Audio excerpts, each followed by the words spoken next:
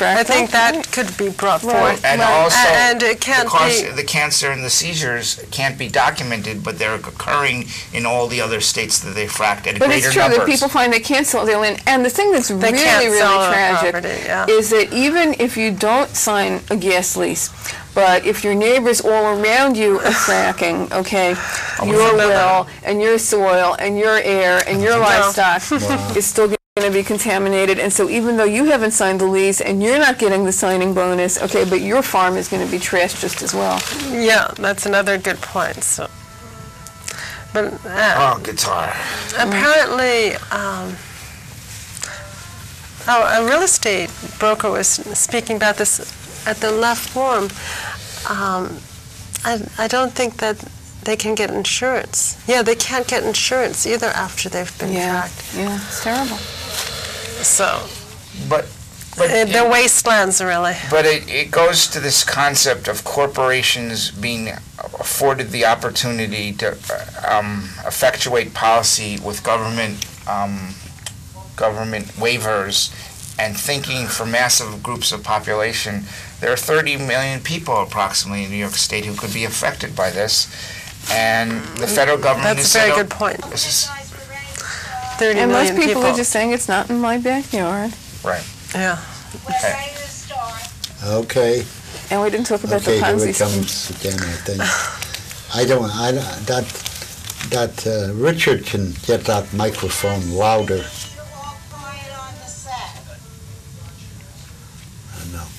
Okay, here it comes.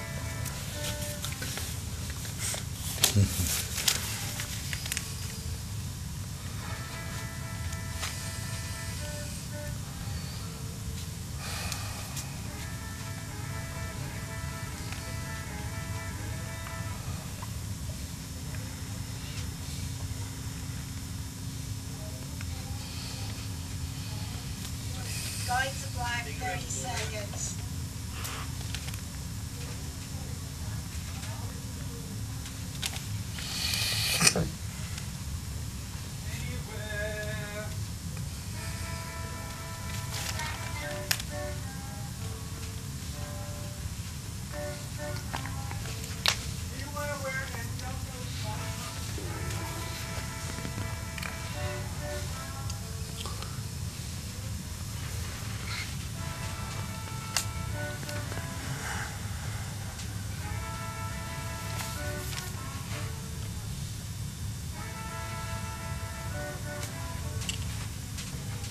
Hello, welcome to the Josh Volinski Show, and this is the second part of our program on hydrofracking. And I don't know about you, but I've learned an awful lot. And there are just so many factors in this horrible situation. And before we started the show, Edie was talking about water flow, and Jonathan was talking about pressure. Would you like to mention that to the audience? Well, we were talking about the flowback liquids, you know, that come up in the fracking process, that once chemicals are injected into the ground and methane gas is released, but you also have, you know, a tremendous amount of liquid that comes back up, which contains, you know, the toxic chemicals that went down and some other things that come up from, you know, from the earth, from the shale. There can be arsenic, there can be radioactive things like radon, okay?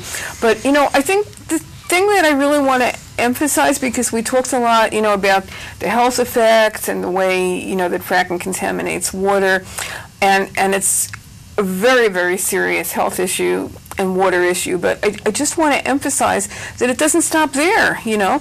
It's also an issue of deforestation, it's air pollution, okay. You have, you know, vast numbers of trucks that are coming in, you know, to bring the water and the chemicals, okay, and you're building roads or putting extra wear and tear on local roads that were never meant to handle so many trucks, okay. And I think also we really need to look at the economics of this, because one of the reasons that people will sign gas leases is because, you know, they feel that there's going to be a tremendous economic benefit to them, okay? And in the end, that economic benefit hasn't been there.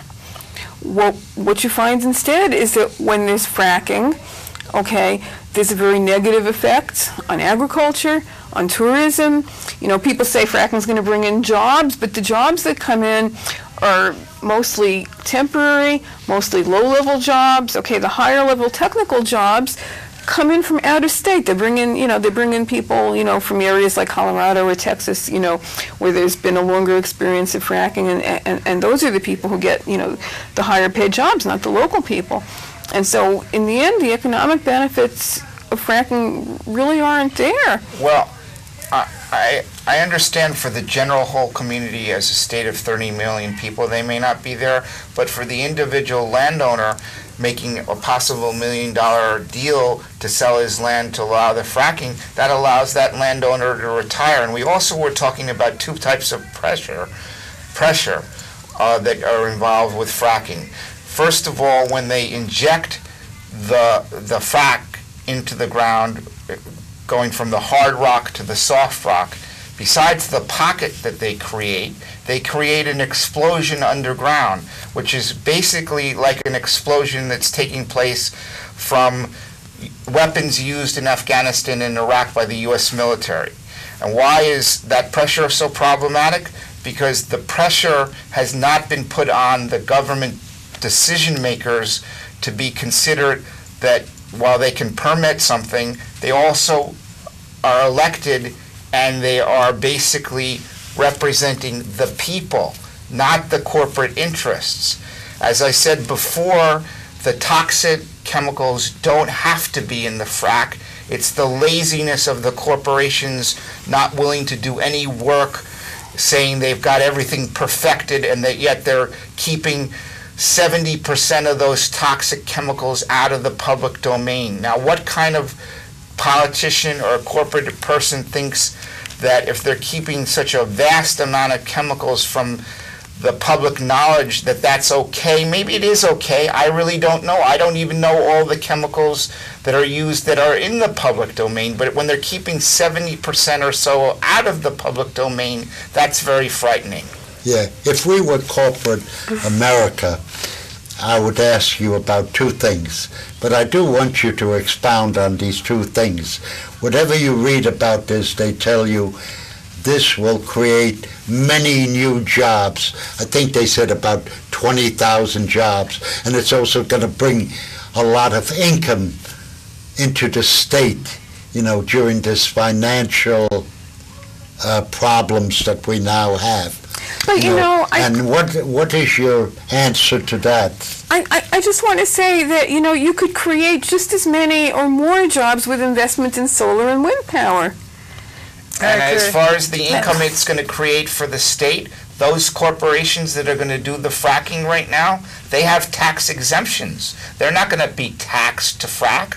They're going to make millions to frack as they kill people. I don't think that that's an equitable solution to energy policy. I think that's an energy policy that's inverted and wrong-headed. It's almost anti-human. I know today Pamela and I had a discussion about the pharmaceutical industry. They're already making millions, right, Pamela? Yeah. No, we really have to bring our awareness to what's going on around us. It's affecting our families, our friends, our neighborhood, community. And one of the things that I wanted to bring forth is that although they're saying, sell your mineral rights, you'll make money, you can retire, what we don't realize is that real estate brokers are not able to sell the property after it's been fracked. It's really a wasteland, and they won't insure properties that have been fracked.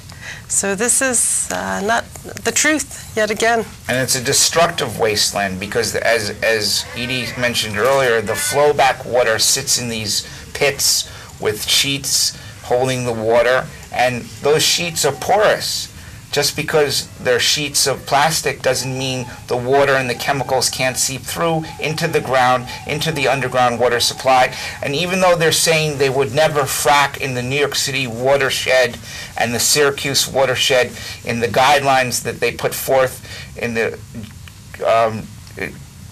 government environmental impact statement, that's short-sighted, because if they destroy the aquifers, by the frac pocket that's created when they frac, going from the hard rock to the soft rock. And also they have the flowback water sitting in the earth. There's nothing to prevent the aquifer from being destroyed, which does control the water for New York City and Syracuse. And it is the problem of a possible natural disaster, an epidemic in New York City, which is not being considered enough by those people who are saying, Governor Cuomo a week and a half ago said, you know, I think fracking's okay for New York State, except the New York City watershed and the Syracuse watershed. But he's not really concerned about the fracking pits for the flowback water, and he's not concerned about the destroyed aquifers, which control the New York City watershed. Yeah. In other words, it can destroy that water too. Yeah. And New York City residents... Before you continue, I just want to ask you, after you finish your thought, I want you to answer this one. They always find experts to support the wrong solutions. There are always experts. As a man of science and mathematics, what is your feeling about these so-called experts that they're going to find, and they are finding by the dozens, who are supporting fracking? Well, many of them really are experts in their fields, and scientifically trained. But science is a human endeavor, and it's also there's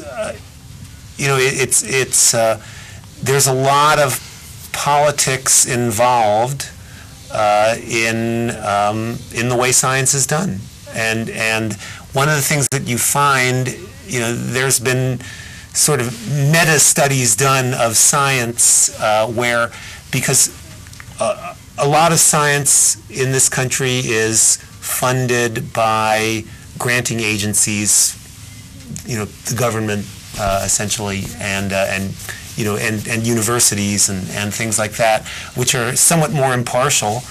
And then there's a lot of science that's being funded by companies, and company science tends to support the conclusions that the companies wanted to support.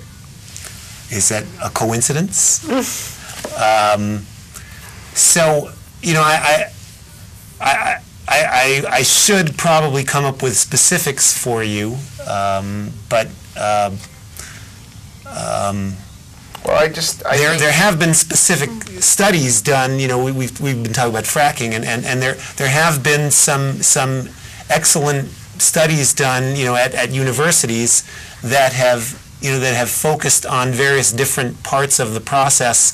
So when the movie Gaslands came out, there was a lot of controversy about the scene of lighting up the waters that came out of the faucet, and various people tried to attack the movie, as saying that it was, that I can't even remember what some of the criticisms were, but it was heavily criticized, by people who were trying to say that it wasn't really true, and and basically some people have been able to replicate these results, so that it clearly was not a case of bias on the filmmaker's part. They actually observed what they observed, what you saw. But I'm sorry, I wanted to add another point, if I may digress slightly, because we were talking about New York City and the effects, that New York City would be exempted from our watershed would be exempted, but that doesn't mean that city residents get off easily, because there is in fact a project in the works to build a large pipeline through New York City for this gas. So it will go right through, I guess, the west side, the West Village, and it would be like the largest size such pipeline that that has ever come through. So there are some risks to having that for New York City residents. I just wanted to say I've been in contact with one of the leading anti-fracking activists in New York City. He's lobbied in Albany. He's spoken at New York City Friends of Clearwater meetings. His name is Arnold Fogel. And he's a really serious, scientific, factual person. And he shared this 27-minute YouTube video with some of us. The YouTube video has an expert, a man who made his money in oil and gas working for ARCO and oil and gas of independent rigs. His name is James Northrop. James Northrop says fracking, as it's now constituted, is totally unsafe. It's unsafe because the chemicals used are not controlled by the old laws on the books, because the laws up until 2009, according to James Northrop, were for vertical drilling. It's not that I'm saying vertical drilling is safe, and that's already been authorized and said okay by the former governor, David Patterson. But what's worse is Mr. Northrop has said, look, I made my money working to do fracking in other states. In New York State, it's a highly, highly problematic, sensitive, destructive, epidemic health issue. It's destructive because we're not controlling things the way we say we are. It's destructive because the corporations are not telling the people the whole truth. They're telling the people they can make money. That's all they're telling the people. Yeah, well, here is what I want to know and what the listeners, the viewers want to know. Okay, we have a lot of facts now.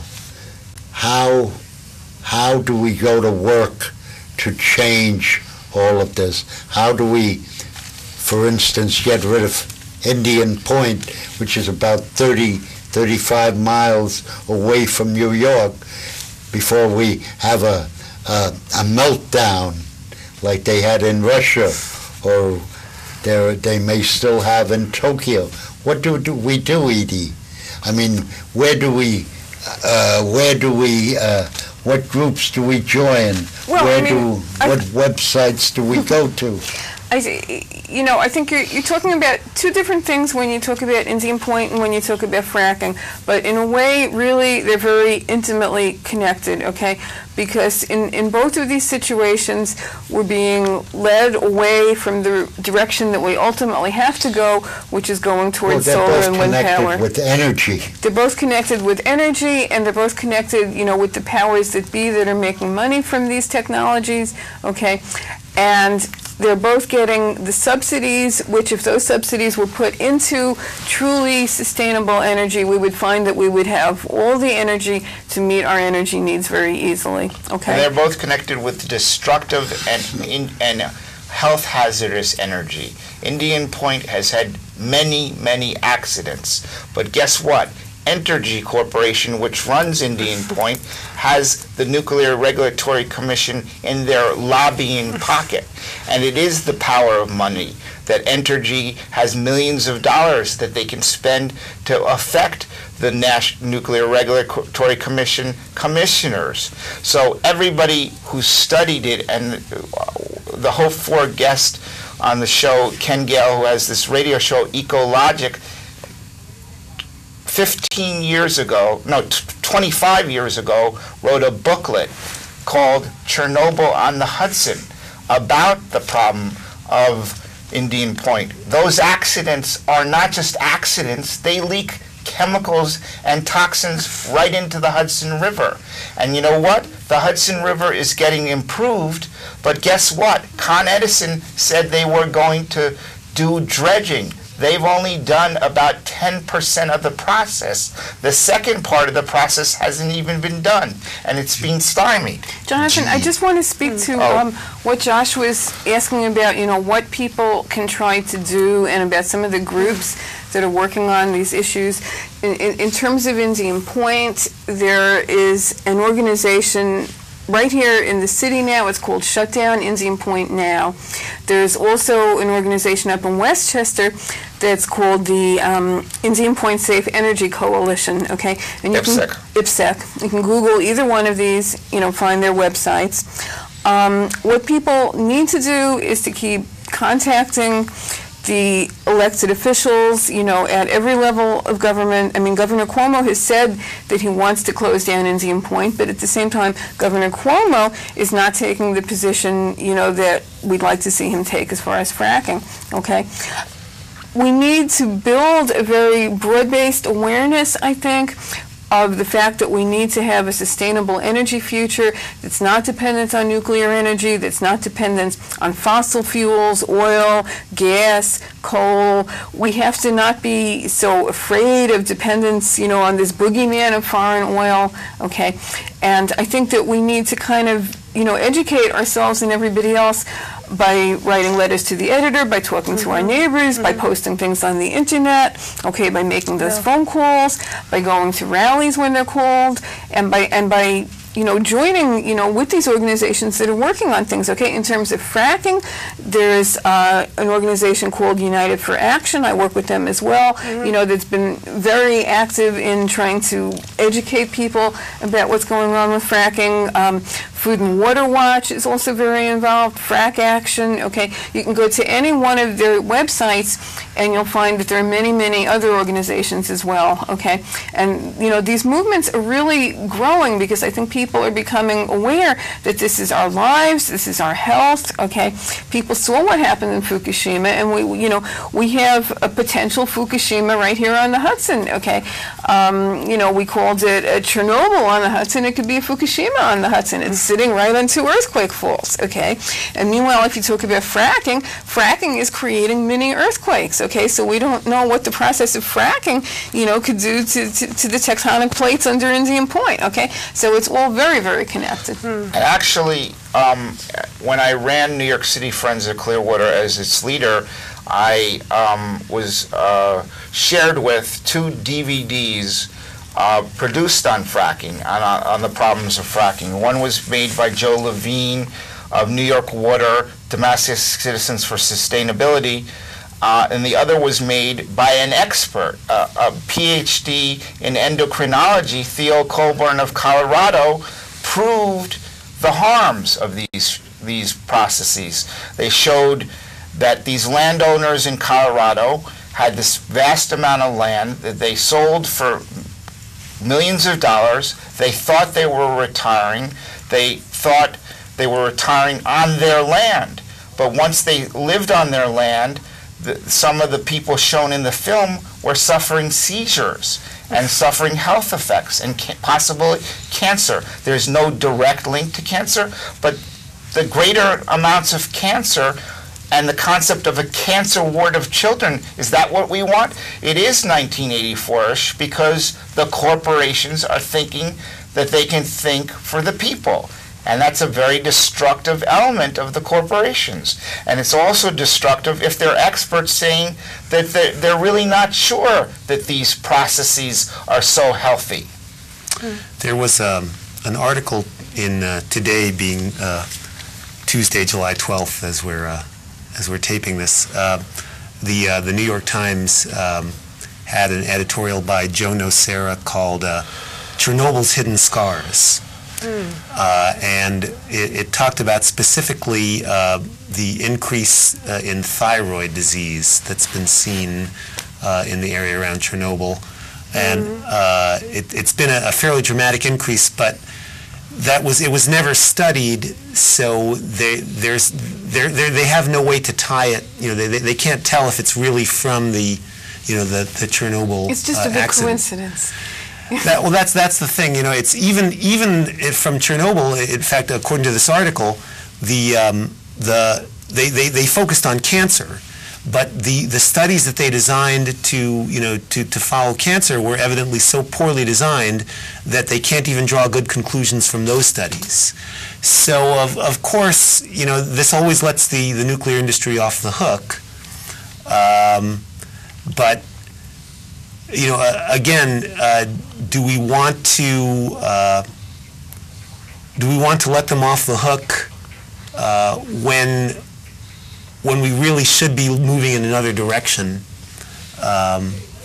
You know, as Edie said, there's there have been some pretty serious studies done one at Stanford University recently showing how we could get to a sustainable energy economy within the next 30 years.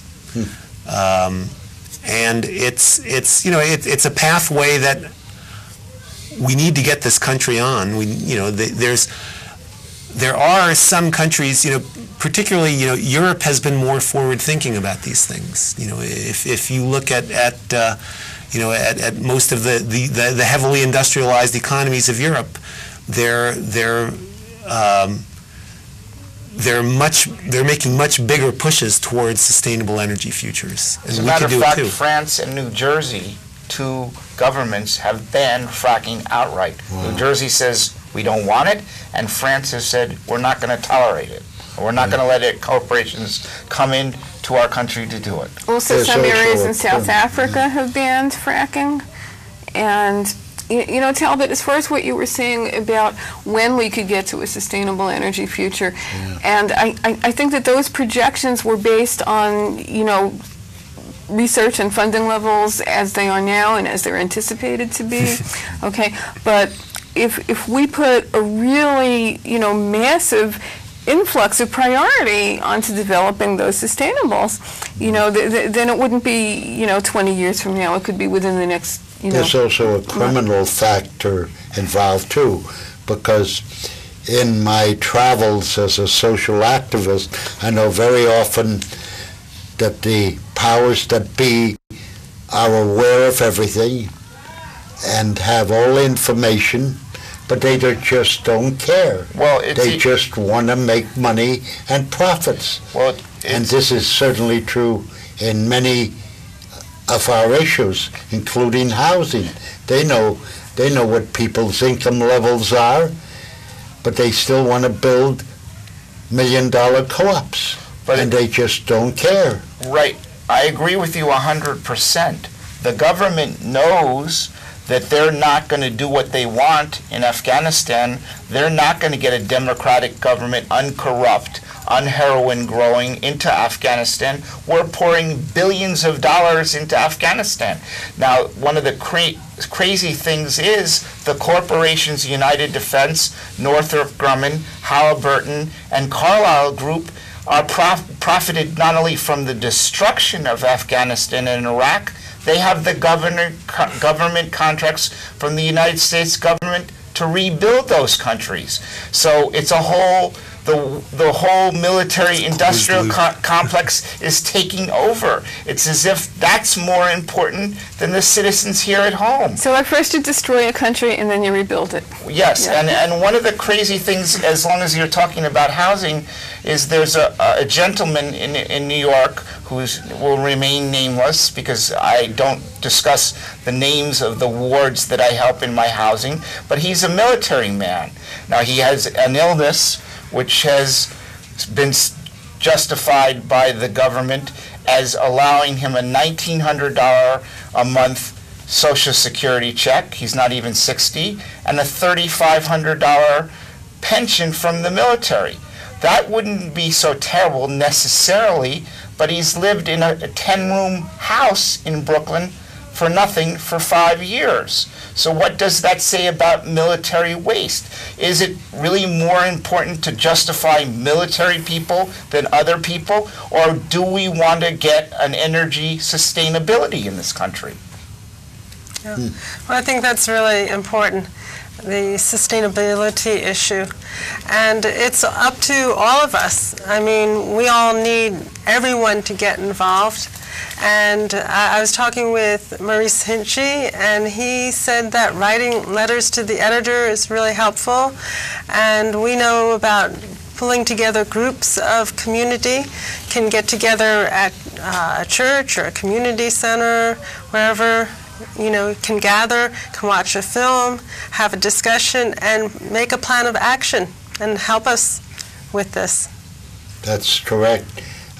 Anyway, this has been the Josh Wolinski Show, and it is very late in the day. We must all become activists, and we have to take our destiny into our own hands, and we have to let our government know that what they're doing is unacceptable and unconscionable. And I wish we could say what many activists, famous activists used to say, by any means necessary. We must do that, and we have to do it as soon as possible to save our world, our planet, and the surface of the earth, and keep these poisons, these toxins from coming on the surface and creating cancers that are unimaginable and horrific. So what do you say about that, Edie? Well, I totally agree. I mean, Germany just banned its nuclear plants. They're getting rid of nuclear, and they had massive demonstrations, with millions of people coming out into the streets, and I think Americans need to wake up, okay? I just also want to say that you can also learn more about these environmental issues by coming to our meetings, New York City Friends of Clearwater, because we have environmental speakers. Check out our website, nycfriendsofclearwater.org, okay, and you'll learn more about our organization and about the issues. I wanted to point out something, because I saw something that was a little bit disturbing to me. I saw something, a book called Green is the New Red. And that's a threatening issue when you think about it, as if to say the concepts of social democracy were terrible because they didn't work, because there were class societies. That doesn't mean that the concepts of environmental consciousness and sustainability should be ignored just because it isn't good for some conservative thinkers or some corporate thinkers. Yes. Well, we're all in the same boat, and I hope eventually people will wake up to that reality that environmentalism isn't just for environmentalists.